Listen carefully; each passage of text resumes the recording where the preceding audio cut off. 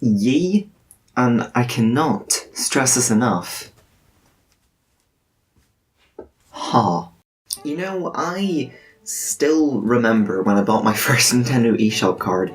It's weird because nowadays it's so normal, but I suppose not growing up with like online stores and stuff, it was kind of like a foreign world, and now I had this small card which put money on my little 3DS, and I had loads of games to choose from, more than I ever thought. And there are tons of games on the eShop. There are virtual console games like Super Mario Land and The Legend of Zelda, those DLC like from Mario Kart 8, before it was all in one package, leaving that purchase useless. But with those last £2 or £3 or dollars or whatever currency you use, you know, you had to buy something or else be patient enough to wait and save up, but I wasn't like that. I spent the last £2-3 on something small, something I never even knew I'd get mileage out of. A couple of times it was a small, random indie game, and sometimes it'll be good and I like it, but often it would be a mediocre platformer. So I took a bit of a risk going for the original Gunman Clive on my 3DS. You know, a cheap platformer that may not even get me any mileage at all and be a waste of £2. But I bought the HD Collection on Wii U, and then I bought the HD Collection on Switch. I think that says something about the game, and that's what we're going to look at today. We're going to take a look at Gunman Clive. It's a cheap, random game on the eShop you may not even take a second glance at, but it's good. I'm going to show you why. Alright, you've got two games here. Let's start with the original, because that makes sense. So, Gunman Clive starts off with a character select of Gunman Clive, Miss Johnson, and Chieftain Bob. I don't think there's much of a plot around these guys, and the plot of any campaign is really either Miss Johnson being the conventional damsel in distress, or Gunman Clive being the, dude in distress, I guess. And the conventional plot kind of stays true to the game itself. If you think how Mega Man plays, it's like running, jumping, and shooting. That's exactly how Gunman Clive is. It's a bit floatier in my opinion, and the levels are much more fairly designed, and it's definitely not as challenging. But by and large, it's a more modern platformer designed with more classic game concepts. But with the main characters, you either have Princess Peach with a gun, a regular Mega Man with a gun, or Bob, who can only attack with a spear but has greater aerial mobility as a result. I'm not a big fan of Bob, but Bob has Bob as his name, so Bob. Anyway, whoever you choose, you'll be platforming around a variety of beige levels. It's Wild West, and the hand-drawn art style here somehow captures that perfectly. Although you won't just be platforming through a desert, there's also a mine system, a train, a forest somehow, and yeah, you're in space. You go to space for some reason. I don't know why, but it's incredible. On your journey through the wild space west forest place, you'll also find that everything wants you dead. I don't know how many deaths Clive is in, but other cowboys of various variety, birds, wolves, and robots all really want him dead. And the knockback emphasizes this. Knockback will kill you, just more than once. Let me tell you that, it's kind of a pain. But there's also ducks. They just kind of waddle, minding their own business. You can jump past them. Yeah. Ducks. To add a bit of variety to Clive and Miss Johnson's journeys, you also find these guns with different properties such as triple shots, rockets, and dark matter, I guess. And for every character you heal with cake. And I mean, it seems random to heal with cake, but who doesn't like cake? In terms of this, I've got a bit of cake here. Well, it's a cupcake, you know, but it has cake in the name, and who doesn't like cake? Oh. With these power-ups, I get there's more so like enhancements, but they're all useful against the bosses who are interesting. I only really remember the train boss because, I mean, it's a transformer. It transforms to like a train robot thing. It's just amazing. But the rest felt kind of generic. I don't really remember the first boss. In fact, thinking about it, I don't remember the third boss at all. I think it's like a hook shot. Yeah, it's a hook shot thing. But the final boss was kind of interesting, which you wouldn't have to wait long to play through, because the game's kind of about 20 to 30 minutes long. And I mean, yeah, you'll be defeating yourself and then a robot within 30 minutes, but the game itself, the value doesn't come in playing through it, it comes in the replayability. You can get 2 extra stars in each stage. You can get 1 for taking no damage, and you can get 1 for beating it really, really fast. I mean, like, kind of the fastest you can possibly beat this game at. This game honestly seems like a really speedrun-oriented game, because it's short, the levels are short, you get a timer after every single level. I feel this would be a really good game to speedrun.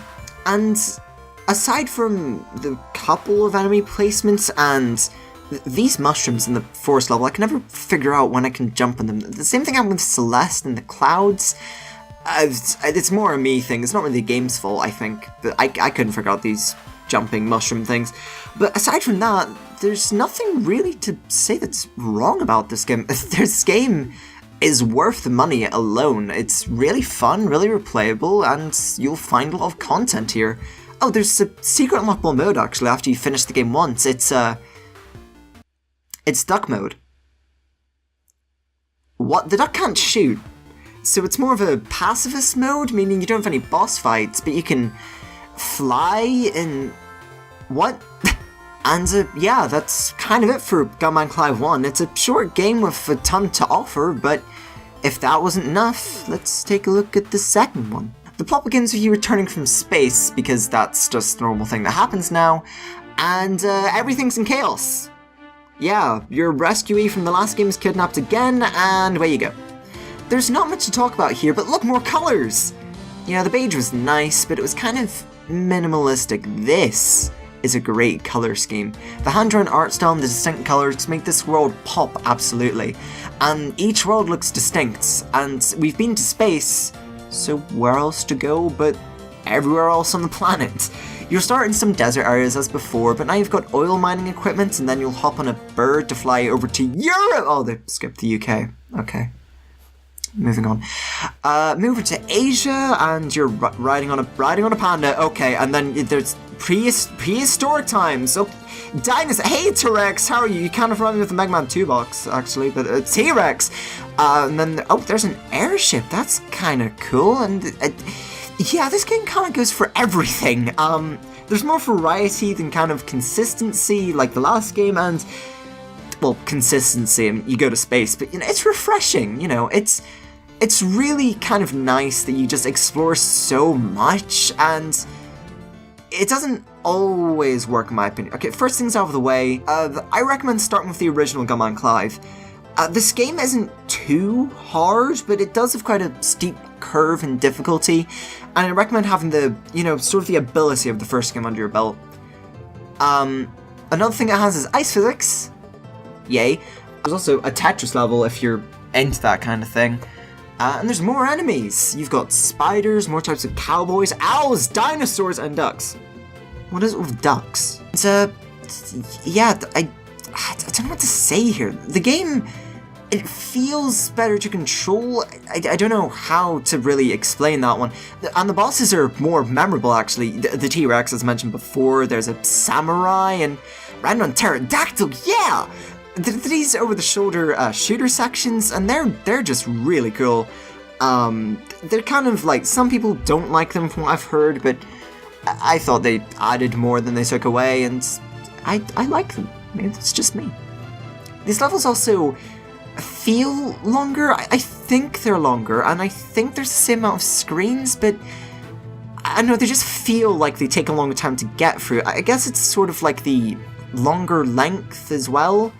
And, you know, depending on your opinion, that'll be a positive or a deficit on the long levels. If I had to compare these games, Gunman Clive is like Super Mario Bros. 1, and Gunman Clive 2 is like Super Mario Bros. 3, you know? In Super Mario Bros. 1, the levels kind of blend together, same themes and stuff. It's a good game, fun to speedrun, but, you know, it doesn't really stand up as much nowadays, I guess, whereas Super Mario Bros. 3 kind of just goes for everything feeling unique, throwing everything at you if you can, and it's a more impressive game, to be sure, but everyone has their preferences. Also, I haven't mentioned the music yet, and it's... Oh, it's so good. Arne Hoberg did a phenomenal job, and I love listening to all of these tracks. The main theme is really memorable to me, and honestly, the soundtrack deserves way more of a listen to. Anyway, let's tackle the final boss. Sure, this helicopter thing's kind of been teasing you throughout the game, and now it's time to take it down once and for all. Okay, it's also transforming. It's a ballerina. Okay, sure. Well, we defeat it eventually, and it's a duck in a giant mech. Sure! Again, finishing this game unlocks duck modes and you can play as the multiple different characters again, but that's kind of it for the Gunman Clive HD Collection. Overall, it's a really solid package, and I feel just because this game is cheap, it gets overlooked. It gets overlooked so much, and I rarely hear anyone talk about it. So, yeah, if you have £4, dollar, euro, whatever your currency is, if you have some money lying around and you want to give this game a shot, I would highly recommend it. It's super fun, super playable, and hey, maybe you'll understand the ducks. I didn't. If you really want to try the Gunman Clive games, you can play them on 3DS, Wii U, Steam, and Switch, and the first one's on Android and iOS, I believe. Really good games that I think are far, far beyond this price point, but yeah, for £4, €4, $4, you know, if you have that extra money laying around, definitely try these games. They're super fun and super replayable. You know, there's actually, I found these the other day, there's playable demos of the first level on a Game Boy version and an SNES version that Hober actually put out. He has so much passion for these games. He's working on something else at the moment, and he's one of my favourite game developers at the moment. I love what he does. But you know, it only cost me about £2 to find something like this. I think I'm going to try that again. I'm going to go on the Switch eShop and see what I can find for around that price point. I mean, who knows? I could find the next cult classic in the making. I found Santa Tracker. It tells you how many days are left till Christmas. Bye, Gunman Clive.